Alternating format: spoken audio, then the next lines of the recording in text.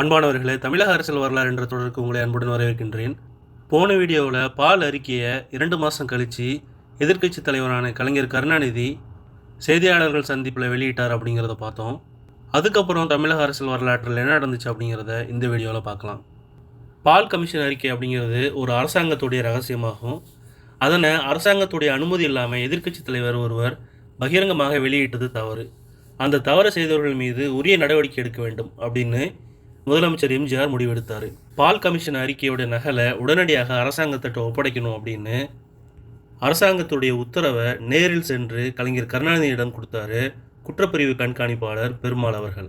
அதுக்கப்புறம் திமுகவுடைய சட்டமன்ற அலுவலகம், கலைஞர் கருணாநிதியுடைய அண்ணாமலைபுரம் வீடு மற்றும் கோபாலபுரம் வீடுகளுக்கு சென்று பால் கமிஷனுடைய அறிக்கை நகல் அங்கே இருக்கான்னு சோதனை செஞ்சாங்க காவல்துறையினர்.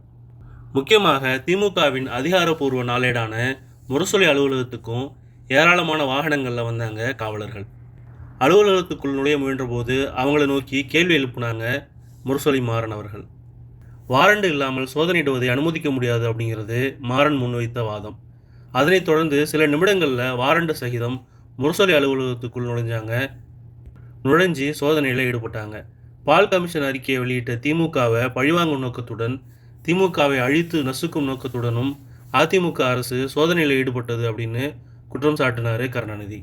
முரசொலி அலுவலகத்திலையும் கலைஞர் கருணாநிதியுடைய வீடுகள்லையும் சோதனையிட்டதன் மூலம் கலைஞர் வெளியிட்ட அறிக்கை பால் கமிஷனுடைய உண்மையான அறிக்கை தான் அப்படின்னு அதிமுக அரசு நிரூபிச்சிருச்சுன்னு திராவிடர் கழக பொதுச் செயலாளர் கி வீரமணி அவர்கள் சொன்னார். அதோடு மட்டுமல்லாமல் முரசொலி அலுவலகத்திலையும் திமுக தலைவரின் வீடுகள்லையும் போடப்பட்ட சோதனைகள் குறித்து நாடாளுமன்றத்தில் பிரச்சனை எழுப்பினார் திமுகவுடைய மாநிலங்களவை உறுப்பினர் வை. கோபால்சாமி அவர்கள். தமிழ்நாட்டில் கோவில் சொத்துகளுக்கு பாதுகாப்பு இல்லை, தமிழ்நாட்டு முதலமைச்சர் எம்ஜிஆர் கொலைக்காரர்களை கண்டுபிடிப்பதற்கு பயன்படுத்த வேண்டிய போலீஸாரை உண்மையை ஊருக்கு சொன்ன கலைஞர் வீட்டை சோதனை போட அனுப்புகிறாரு.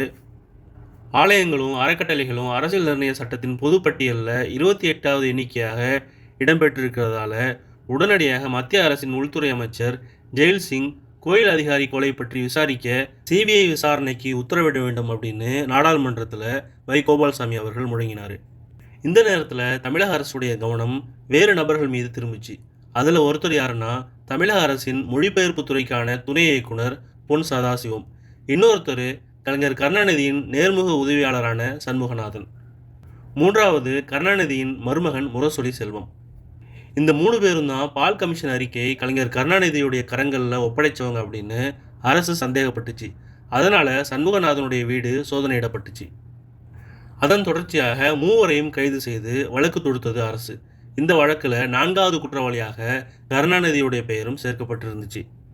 அரசு அதிகாரிகளான பொன் சதாசிவமும் சண்முகநாதனும் பணியிடை நீக்கம் செய்யப்பட்டாங்க. துணை இயக்குனர் பொன் சதாசிவத்தை கைது செய்த காவலர்கள் அவரை லாக்கப்பில் வச்சு பயங்கரமாக தாக்கியதாக அரசு அலுவலர்களுடைய யூனியன் குற்றம் சாட்டியது. அரசுக்கு எதிராக தீர்மானம் ஒன்றும் யூனியனுடைய கூட்டத்தில் நிறைவேற்றப்பட்டுச்சு. இத்தனை நடவடிக்கைகளுக்கு மத்தியில் பால் கமிஷனுடைய அறிக்கை சட்டமன்றத்தில் தாக்கல் செய்யப்பட்டுச்சு. 13 பிப்ரவரி 1982 அன்னைக்கு தமிழ்நாடு சட்டமன்றத்தில் அந்த அறிக்கை மீது விவாதம் தொடங்கியது. பரிசோதனை அதிகாரி சுப்பிரமணியம் பிள்ளையை கொலை செய்த குற்றவாளிகள் மீது அரசு விரைந்து நடவடிக்கை எடுக்கணும் அப்படின்னு வலியுறுத்தினார் கலைஞர் கருணாநிதி. குறிப்பாக பால் கமிஷனுடைய பரிந்துரைகளின்படி அறங்காவலர் குழுவை கலைக்க வேண்டும் அப்படின்னும் கோரிக்கை எழுப்பினார்.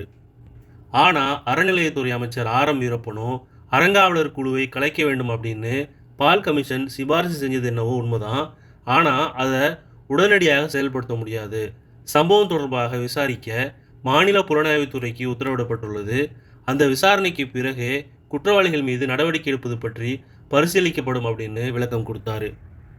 பால் கமிஷன் அறிக்கை குற்றவாளிகள் யார் அப்படின்னு தெளிவாக குறிப்பிடாத போது யார் மீது எந்த அடிப்படையில் நடவடிக்கை எடுப்பது அப்படின்னு கேள்வி எழுப்பினார் முதலமைச்சர் எம்ஜிஆர். உடனடியாக எழுந்த கருணாநிதி, அரசு அதிகாரி பொன் சதாசிவமும் என்னுடைய நேர்முக உதவியாளர் சண்முகநாதனும் எனது மருமகன் முரசொலி செல்வமும் குற்றவாளிகள் என்று எவ்வாறு நிச்சயப்படுத்தி கொண்டு கைது நடவடிக்கை எடுத்தது அரசு அப்படின்னு எதிர்கேள்வி எழுப்பினார். பிரச்சனைகள் வளர்த்து கொண்டே இருந்த சூழ்நிலையில் திருச்செந்தூர் கோயில் அறங்காவலர் குழு ராஜினாமா செய்துவிட்டது அப்படிங்கிற செய்தியை சட்டமன்றத்தில் அறிவித்தார் முதலமைச்சர் எம்ஜிஆர். மேலும் ராஜினாமா செய்த அறங்காவலர் குழுவுக்கு அரசின் நன்றியை பதிவு செஞ்சார் முதலமைச்சர் எம்ஜிஆர். தவறு செய்த அறங்காவலர் குழுவின் ராஜினாமாவுக்கு அரசாங்கமே நன்றி கூறினால் யாரிடம் நீதி கேட்பது அப்படின்னு கேள்வி எழுப்பினார் கலைஞர் கருணாநிதி. ஆனாலும் பால் கமிஷன் அறிக்கையின் பரிந்துரையின்படி தமிழக அரசு குற்றவாளிகள் மீது நடவடிக்கை எடுக்காததை கண்டித்து சட்டமன்றத்திலிருந்து வெளிநடப்பு செய்தது திமுக. திருச்செந்தூர் கொலை விவகாரத்தில் தமிழக அரசு நடவடிக்கை எடுக்காமல் அமைதியாக இருந்ததை குமுதம் வார இதழ் கடுமையாக விமர்சனம் செஞ்சிச்சு.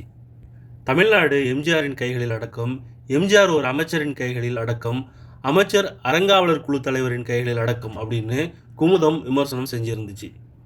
புலன் விசாரணைக்கு பிறகு மேல் நடவடிக்கை எடுக்கப்படும் அப்படின்னு எம்ஜிஆர் தெள்ள தெளிவாக அறிவித்து விட்ட போதும் அந்த பிரச்சனையை அத்துடன் விடுவதாக இல்லை கலைஞர் கருணாநிதி. திருச்செந்தூர் கொலைக்காரர்கள் மீது பால் கமிஷன் தீர்ப்பின் அடிப்படையில் 15 பிப்ரவரி 1982க்குள் அரசு நடவடிக்கை எடுக்கவில்லை என்றால் அன்றைய தினமே மதுரையில் இருந்து திருச்செந்தூர் வரை 120 மைல்களுக்கு திமுக சார்பில் நீதி கேட்டு நெடும்பயணம் மேற்கொள்ளப்படும் அப்படின்னு அறிவித்தார் கலைஞர் கருணாநிதி. அதிமுக அரசு அசைஞ்சு கொடுக்கல, தன்னுடைய முதுமையை கருதி நடப்பயணத்தை கைவிட வேண்டும் அப்படின்னு கருணாநிதியை கேட்டுக்கொண்டார் முதலமைச்சர் எம்ஜிஆர். ஆனாலும் அறிவித்தபடியே 15 பிப்ரவரி 1982 அன்னைக்கு மதுரையிலிருந்து திருச்செந்தூருக்கு நீதி கேட்டு நெடும்பயணத்தை தொடங்கி வச்சார் திமுக பொதுச் செயலாளர் க. அன்பழகன். மதுரை, திருமங்கலம், திருநகர், சாத்தூர், கோயில்பட்டி, எட்டயபுரம், தூத்துக்குடி வழியாக திருச்செந்தூரை அடையும் வகையில் பயணத்திட்டம் வகுக்கப்பட்டிருந்துச்சு.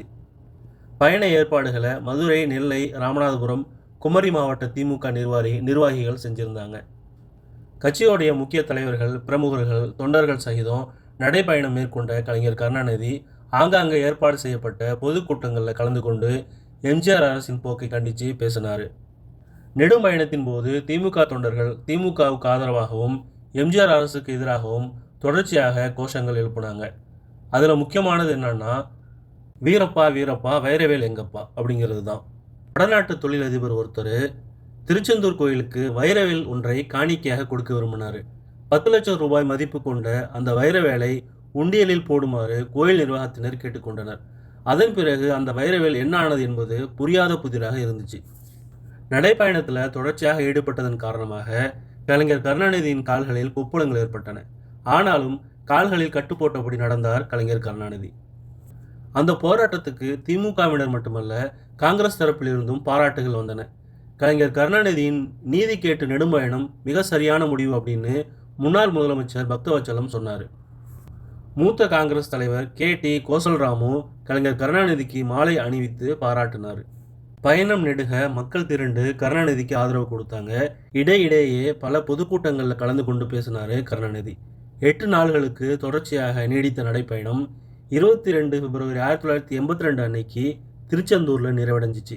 நெடும்பயணத்தின் நிறைவு நாள் கூட்டத்தில் பேசிய கலைஞர் கருணாநிதி அவர்கள் நியமனம் செய்த நீதிபதியின் அறிக்கையையே அவர்கள் ஏற்க மறுப்பதால் எம்ஜிஆர் அரசு உடனடியாக பதவி விலக வேண்டும் அப்படின்னு கேட்டுக்கொண்டார்.